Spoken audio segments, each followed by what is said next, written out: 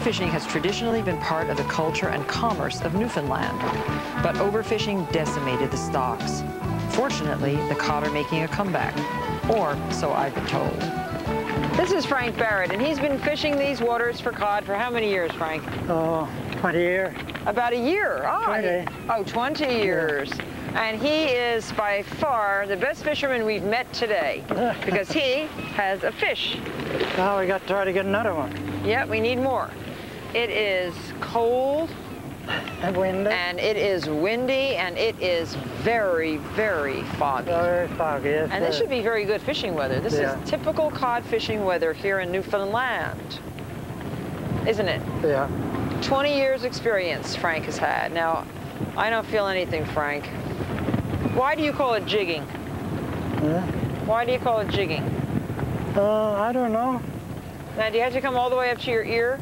Yeah. It's important. Yeah. All the way to your eye. As long as you don't get hooked in your nose. Okay, don't hook your nose. Yeah. Don't hook your eye. Now we've caught one fish, gives me hope for the rest of the day. And if you are a fisherman, a true fisherman, you have to bring home the bounty. Right, Frank? Yeah. Well, Frank and I continue to jig for this elusive cod. Let's go back to Woody Island for a lesson in Map Reading 101. I'm with Rich Deacon, who's head of SOBEC Canada, and he has done all the arranging of this fantastic kayaking trip for Microsoft's Mungo Park. And we're here looking at our map, and I thought it would be a really good opportunity to get Rich, who is so adept at map reading, to show us how he actually reads a map. Well, Martha, we start off, this is a national topographical system map. They're published in Canada. This particular scale is 1 inch to 1 mile. The ratio is 1 to 50,000.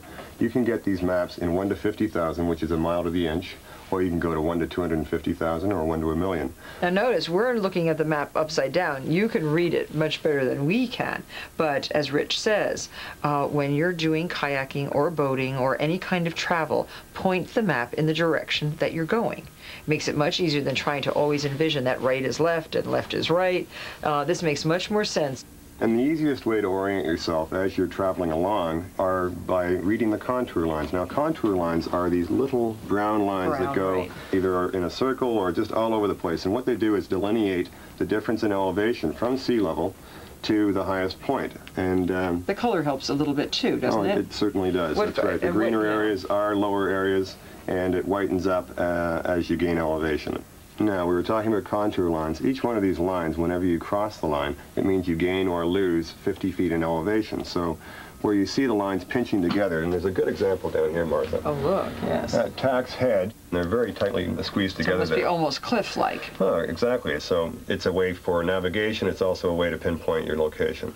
So now, let's figure out how far it is between where we're departing from and where we're going to end up. Now, of course, we're leaving from Woody Island Inn, and our destination today is going to be Broad Cove in Placentia Bay, just offshore the island of Newfoundland. Now, it looks very far. That looks like a big chunk of this map. That's right, and that's where the whole scale thing comes into play, because you have to know the scale of the map, otherwise you won't know the distance between left hand and right hand. Right. And on a 1 to 50,000 map, which we're looking at here, that's 1 inch of that distance 1 mile. Equals only 1 mile. So what we can do to measure the distance is just take a shoelace or a piece of string, and we can go down here to the scale and measure this piece of string. The entire piece of string is, say, 5.5 miles, Martha. Yeah. We know that, so we can start at the departure point and kind of curl this around following our course. And it doesn't need to be perfectly accurate, but this will certainly give us a general idea of the distance of our journey. Right, and the way we went, yes. So that's 2 lengths right to there. That's 11.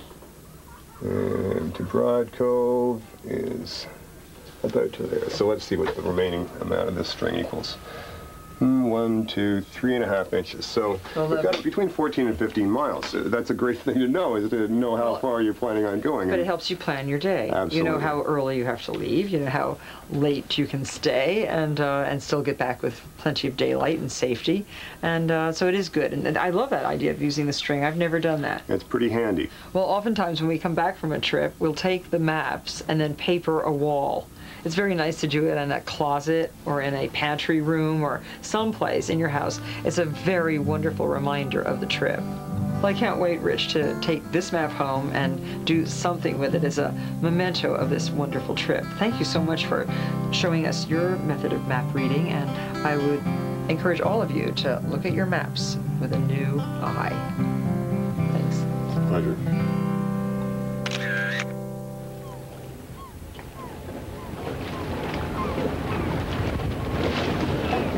Still jigging.